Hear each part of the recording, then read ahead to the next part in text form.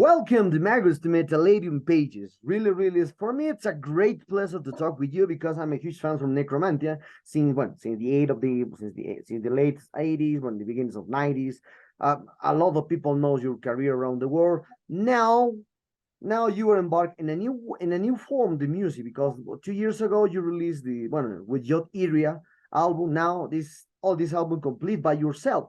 So starting with this new album and with this new band and more things related to the metal. So when do you start the composition from this new album? But because the name is Bisodomantas. That's right. Yes. Okay. First, I will tell you what Bisodomantas actually means. Okay. It's a Greek word. Literally means building in the depths. But when we use it in everyday language, it means conspiring in the darkness. Okay. That's what Bisodomantas means. After the last Necromantia album that I made for honoring Baron Blood, and sincerely after his death, I didn't think that I would continue making music. I think Baron Blood died, Necromantia stopped, I finished here.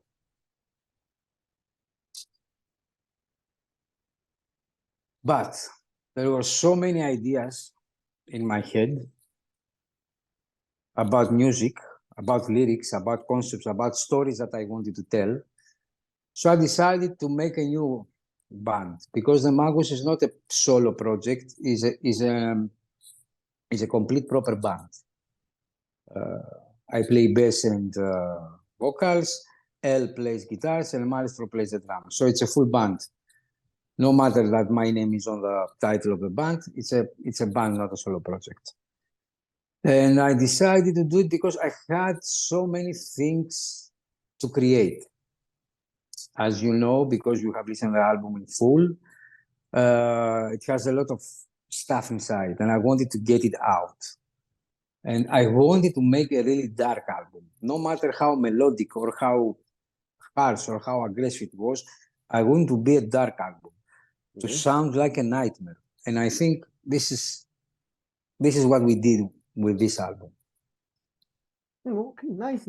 No, interesting. Yes, I read the biography that you told me about the tragic death of Baron Blood, but now you continue this aspect with the Magus album.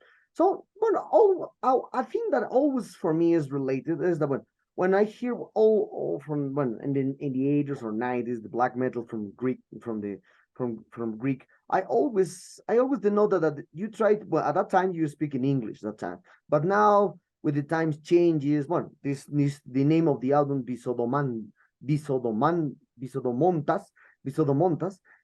Yes, a difficult name. Sorry, Bisodomontas is in Greek language. So why do you decide now to call the albums like in your Greek language? This is not perhaps not a step back because the music is for everyone and sometimes. But when you read the name Bisodomantas in Greek, some people didn't catch up because the language, etc.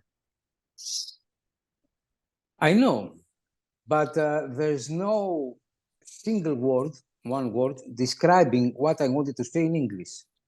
Okay. So I went with a Greek word, like a lot of Scandinavian bands do with Norwegian or Swedish titles. That's why I use the Greek one, because it represents exactly, because you are Spanish, aren't you? You are Spanish. Yes, I'm Spanish. You are Spanish, okay. I know poco español.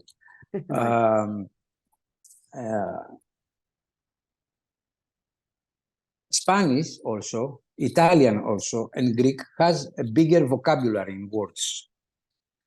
So sometimes you need the proper word to describe what you want to say, and I needed one word, and I couldn't find it in English. That's why I went with Greek, with the Greek term of conspiring in the depths. I know it may sound strange, but to tell you the truth, I don't care, because if I'm happy with it, it's fine. Okay. Okay. Okay. Interesting to see. Interesting to see. Well, I'm talking about when you play in a lot of bands. You play a lot, as I said, in Necromantia, Jot Area, and now, well, and obviously in the Magus. And for you, which is the main difference that exists compared to all your progress with this first album in the Magus? For me, the Magus is like Necromantia in a way. It's I put all my creativity. I don't use any kind of boundaries. If you listen to the album, you know what I mean. I use a lot of different stuff inside. It's my actual form of expression. There are with Euphoria, for example, we were in the albums that I was involved, the EP and the first full length. It was also Jim Mutilator and George Emmanuel involved in the songwriting. So we were 3 people. Now, all the main ideas came from me, but of course the guitarist L put a lot of his energy and his own ideas inside. But in a way, I had the full command of not of the actual riffing, but the actual feelings and emotions that the song will have. Because for me, I always write the lyrics first. So the lyrics decide how the song will be.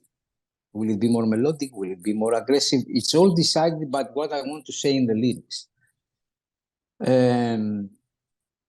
So I had the full control of everything, and everything from the cover of the album until the photo session, until the lyrics, everything was here from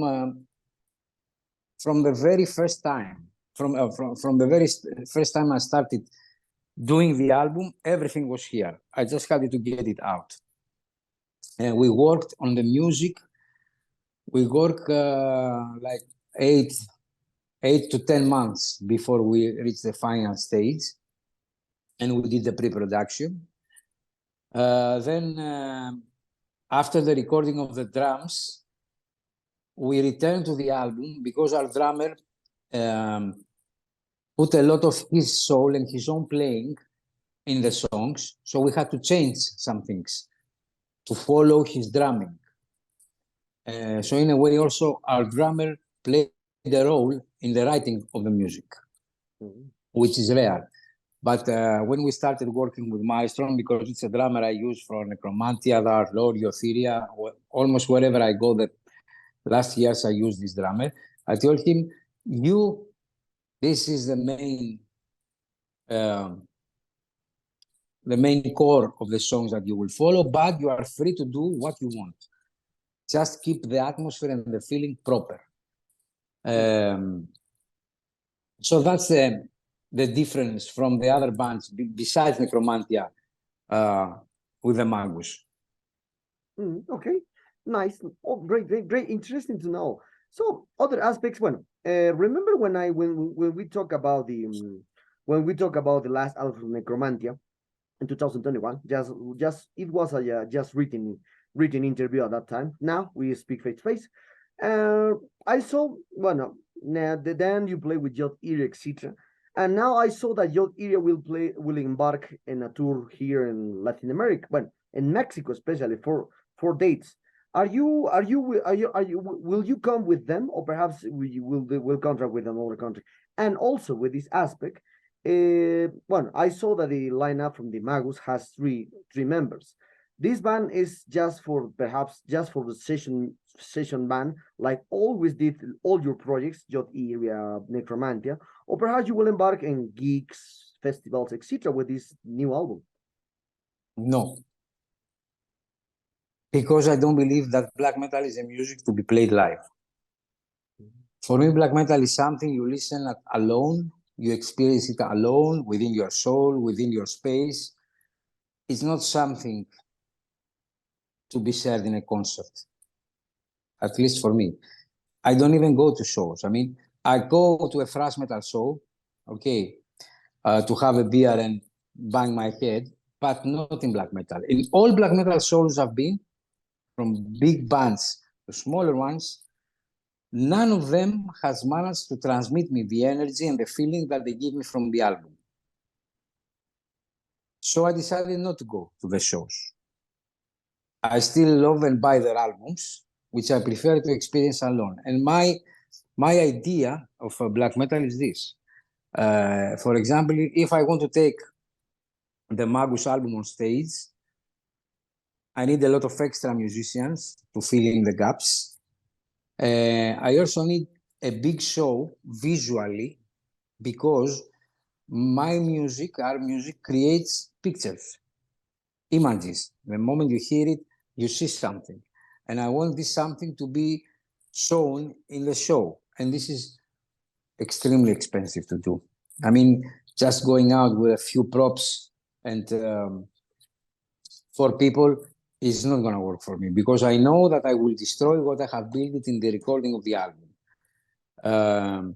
For me, black metal, it's not music to be played live. It's kind of, it has to have a more rock and roll feeling, not rock and roll feeling. Otherwise, for me, it's not interesting. Okay, nice. And well, talking about the black metal, especially now, because you mentioned a lot of things. What's your point of view about the black metal in general now, especially with the new trends, with hoods or without faces, masks? Well, this new trend since the 10 years ago, I think, now the black metal bands around the world are covering their faces with hooks and with masks. What's your opinion about now? Did you think that the essence of the black metal from the final 80s or beginning of 90s is still there in these new bands, or perhaps just these are mainstream topics that with the hooks, etc.? What you said. The first thing that we have to say is what is black metal, for me at least. Mm-hmm. For me, black metal is not just playing a fast guitar. It's not just only playing fast guitars, blast beats, screaming, and put some corpse paint. Black metal for me, it's a concept. It's your lyrics. What do you sing about? Okay, for example, this bands that say that we play black metal and they sing about social problems, it's not black metal for me. Not at all. The music may sound like a type of black metal, but the lyrics, which is most important, because for me, most important is the lyrics, is the story you tell. The story you tell in your lyrics. If it's not about the darker side, the left-hand path, Satanism, occultism, it's not black metal for me. Black metal for me was based in 4 bands: Venom, Bathory, Celtic Frost, and Merciful Fate. For me, these are the first bands that made black metal. So I follow this guide. Okay, I have bands that come to play. They sound like Norwegian black metal in their music, but they sing about problems in society, or the problems that they feel inside, or their personal problems or social problems. No, it's not black metal. This is not black metal for me. It may be good, it may be really nice extreme metal, good music, good sound, good feeling, but not black metal. Black metal is a concept, is an idea, is an aesthetic. Masks and hoods, I know it's a trend now. If they done properly, like Garea, for example, I'm all good for it. It depends on how they do it. Okay. Well, obviously, it's interesting to talk with you because you grew up with all bands in the black metal. During the black metal is, well, no, Mayhem, Emperor, Scandinavian music, Greek era, etc. Well, obviously, this kind of bands has different point of views of the black metal.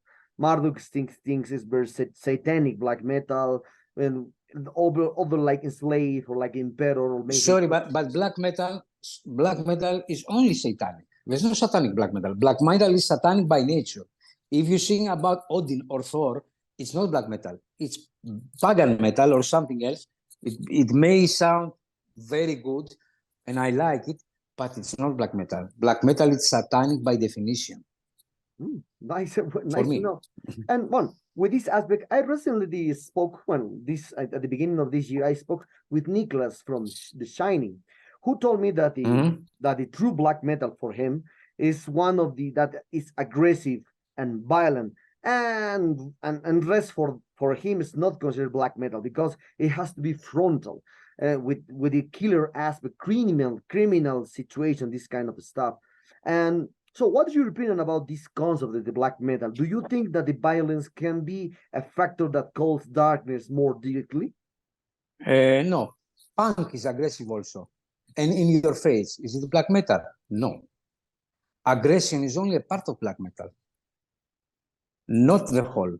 I totally disagree with. I love The Shining, I love the band, but I totally disagree with his opinion. Black metal is a lot of things. As I said, it's not just music; it's a concept.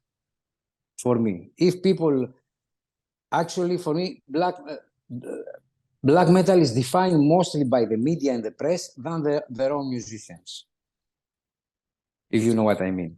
The label this is black metal, this is not black metal, this is black metal, this is not black metal. But concerning the one you told me about The Shining, no, this is just a form of black metal. Still, if you have the concept of black metal, you can be as aggressive as you want. You can be like Revenge, for example, if you remember the band. You are still black metal, but you can play like Merciful Fate and be black metal also. Okay, well, okay. Well, talking about the promotion of this new album, what kind of plans do you have for this new album? Perhaps you will, well, no, you will embark more. You will do more video clips. You will now compose the second album, or perhaps you will do a special. Well, you told me that you will never you will never do a live presentation. So perhaps you will do let's say 98% I will not do. I just leave 2% in case something comes up. You know, we have a lot of offers, especially for Latin America. A very good offers also to play live, as the Magus and as Necromantia. Still, I have not decided yet, but probably no. And what would happen to what would have to happen for to Necromantia or the Magus plays the live? What needs exactly for you to play live? What do we need to play live? Yes, you mean? Yes. A lot of extra musicians session besides guitars and bass and drums, and we lead a big show like with fireworks, actors. It will be like a movie. Actually, I always in my mind had since the first demo of Necromantia, like writing music for a movie. So it will be very visual if it happens. I don't know, too expensive. Yes, well, yes, it's so much expensive when you have a lot of things in.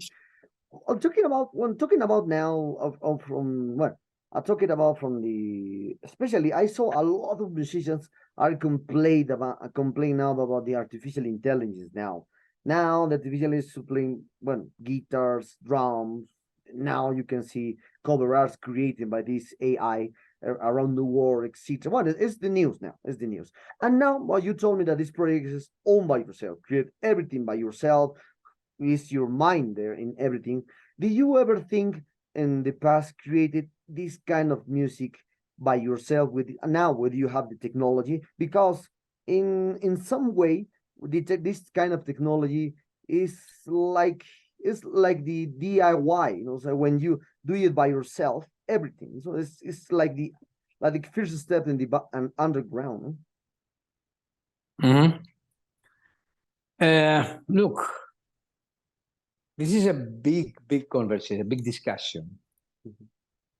If we take the easy answer, I will say I'm not. I'm against AI because it loses. It takes out. If you take from man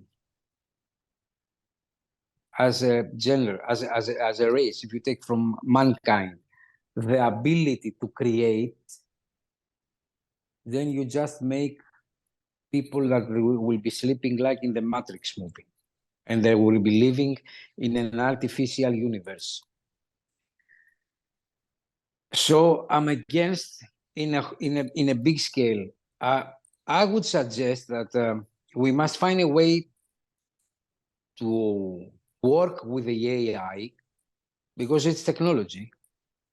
It's an evolution, to find a way to use the AI properly, so we will not lose our identity as creators. Because every artist is a creator. He makes something. He creates something, good or bad. A lot of people like it, few people like it, a lot of people hate it. It doesn't matter. He creates something. If we leave everything to the AI, then we are fucked, because creation brings you closer to godhood. If you cannot create, you can only destroy. Destroy is easy. Create is difficult. Yes. So I'm against AI, but not totally. We must find a way. It's a new technology, to use it without AI using us. We have to use the AI, not in the end have the AI use us. Okay.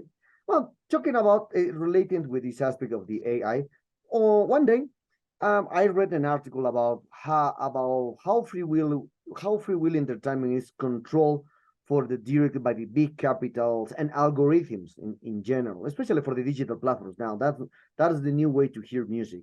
So it's not like the 80s or 90s anymore, that you like something because of the cover art, or because you've just found it attractive in that times when you see the cover magazines, etc. I remember that because I was there when I bought magazines, etc. So and into this aspect, and within that article, it was said that the free will is lost now, especially for the new generations who are looking for whatever they are on YouTube or Google or digital platforms in general, asking for answers. So do you think that the free will within the area of entertainment is lost now? And how this issue of the algorithms affects your vision of making music?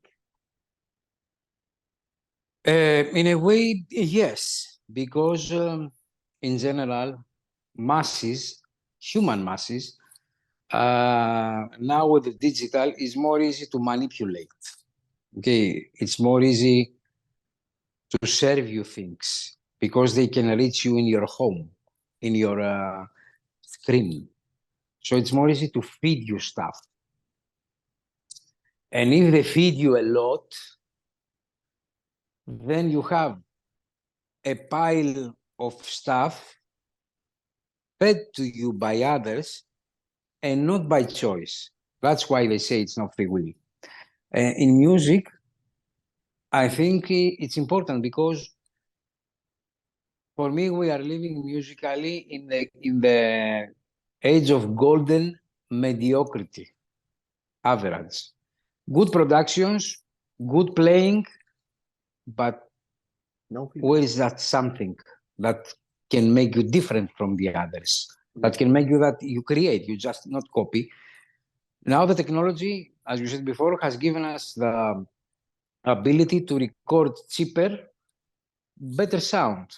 People have started now they're playing their instruments a lot better, but still playing better than creating something, it's a big difference.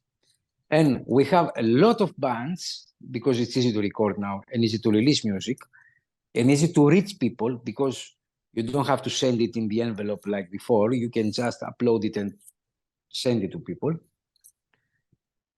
So the few good ones, because there were always few, it's not easy to find them, because you have a pile of coal and it's very difficult to find the diamond in this pile of coal. I don't know what it will go. I miss the old days. When I bought an album, I saved money to buy it. I appreciated it. I valued it more. I listened it a lot of times, not just one time and then the other one, the other one, the other one. I listen an album a lot of times before I decide if I like it or not, because I appreciate it. I didn't have that much money to buy. So a friend of mine bought this one, I bought the other one, and then we compare. That's how we grow up. The society now concerning music has everything on your face. Everything, not just music, everything else. On your face, on your face, on your screen. No, you don't have time to appreciate things. Everything, it comes for just time, and then comes another one, and another one, and another one. You do not feel the soul of things anymore. Okay, okay, well, interesting point of view. And talking about the other kind of aspects, we're at years when there are no more bands that fill stadiums, and everything is personalized by tastes and colors. As you can see, the digital preference, the way they present the music now. So, and now thanks to the TikTok trends, there are trends that are really silly and even implausible. It's very, very annoying, these kind of aspects, in many ways. So where do you think art enters in this generation that already consume little or nothing physical material and only takes music as a companion to wash the car, laundry matters, Yeah. job, etc. I know what you mean. They don't listen to the music. It's just something that plays along as they do other things. Yes. I'm happy that I like metal because metal music still has fans. Metal music and rock music still have fans. Actually, not only that, there are 4 kinds of music that have fans: metal, rock, classical, and jazz. These kind of music genres still have people who buy physical product, who appreciate the album. Of course, not everybody, but still a big percentage of these people who hear this kind of music that I said, these 4 genres, still appreciates quality. For the other generation, for the other people, I cannot do anything. I mean, it's their own, not actually their own choice. They have to be more clever. People are fed up from the internet, everything now. They have to have more critical thinking so they can distinguish things. They will not, because majority in society are sheeps. Sheeps easy to go, to tell them go this way, go the other way, go the other way. If people start using their brain more, things would be different. Mm-hmm. Okay, well, we are very close to this interview, Magus. And for the aspect, well, I was on a festival 2 weeks ago in Mexico, I remember. And I remember to walk with my friend in this festival and in a big area, normal area, etc., etc. I remember that face like Mikael Stein from The Dark Tranquility or Ross Dolan from Immolation are well-known people in the metal scene. But other bands like the In the Woods people or perhaps Officium Triste people are walking into the festival, but nobody takes a photo with him because nobody knows perhaps the band, etc. Discuss it. That depends on the popularity of the band. It's normal sometimes. But a curious thing happens now. Is a curious things happen now in this world. Is for me very annoying because when I spoke with Carrie from In the Wood, I said, well, a lot of people after my meeting with Carrie from In the Woods, hey, hello, greetings. Then the people get closer with them. No? And the curious thing is that influencers, as you can see, the influencers in YouTube, Instagram, TikTok, are well known for the people than the bands. That's a curious thing. Yeah. What is your opinion about now? The influencer has more power than the band now. This is because, as we said before, we spoke before, because it is of the internet. People that have some opinion and have grown a big audience, they start influencing other people. That's an influencer, actually. An influencer that has 10 million followers and say, okay, listen to this album, this is very good. People will go and listen to it. If you want my honest opinion, I don't care. I don't give a fucking fuck. Why? Because music is not not my job. Music is my love, is my art. I'm an amateur. I'm not a professional. I don't live off music. I don't put bread on my table from music. I do music because I feel the need to do it. This way I can do it when I want, whenever I want, and how I want. I don't have any company telling me you should make an album now because you have to go on tour, etc., etc. No, I don't give a fuck. So I always made music for me. If there are people like what I do, great. If they don't like it, great again.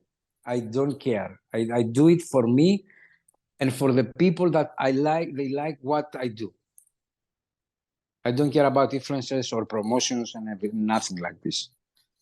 Whatever happens, I only care to make good music, to listen to it. When I put it on the when I put the LP on the table, I want to listen to it and be happy with it, feel good with it, feel good with what I created, and that's all it matters for me. If people like it, good. If not, it's okay. Okay. Okay, and one thing I remember that I will ask that I remember that you said is the black metal is satanic, has an ideology. It's common because I spoke with a Not an lot. ideology, not an ideology exactly. It has a concept. Yes, Yes, it has to yes, be yes, yes. satanically identified. Yes, because I spoke with Nocturno Culto from Fan, from Darkthrone. I spoke with I spoke with from the people from the Immortal, etc. I can't remember the name right now. But and these kind of people told me that the essence from the 80s and 90s now is lost completely in the black metal. Because now the black metal is more mainstream now. They cover the face, etc., hooks, max, blah blah blah blah. So, do you think that the black metal today has lost the first steps of the black metal in the 80s and 90s? In a way, yes, because everything that goes from underground to mainstream. Sorry, can you hear? If the interview is cut, it's because my phone is dying. It has only 10% battery. Okay. So if something goes from underground to mainstream, it changes. It loses a part of its identity. Black metal became mainstream actually because of what the Norwegians did, not their music, of the incidents that happened. And it's funny because the people who wanted to be underground, because of what happened, they made it mainstream. It's like an irony. It's like a joke in a way. Yeah. This is when the press started dealing with black metal, after the killings and the church burnings. Before, it was just a cacophonous metal music. But after this, it became in the spotlight. And now it has its share of commerciality. And yes, of course, it has transmuted, it has changed. I think some of the essence is still in some bands, even new bands. But as a whole, it's now an accepted metal genre. Yeah. Not it was like when Venom did it, when Bathory did it, or even in the early 90s when Us and Darkthrone did it. So now it's kind of accepted. Yes, more well accepted. I know that pills against the cough of the of the flu, singing a black metal stuff. There's commercials about with black metal, etc. But it's a curiousness. It's very different now. That's right. That's right. So one of the last questions.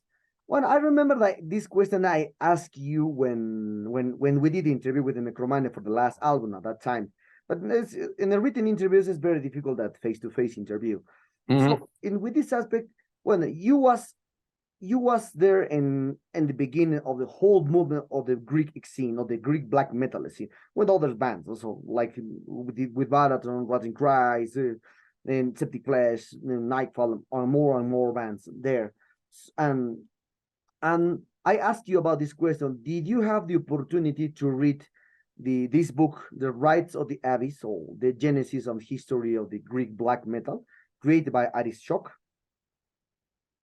Yeah, because I'm in the book. Yes. But at that time you told me Aris made the Necromantia biography also. Necromantia biography released in March, a few months ago. Of course, I read it. Yes, it's an excellent book. Okay. Oh no, that's at that time you told me that you didn't read it yet, but now it's different, no? But now, yes. Okay, nice. It's an excellent book. It has a lot of details. Aris has made a huge research. Yes. And believe me, it's something that for people are interested in the extreme metal, it's something that they should have. Yes, I have it. I have my copy here. Good. Okay.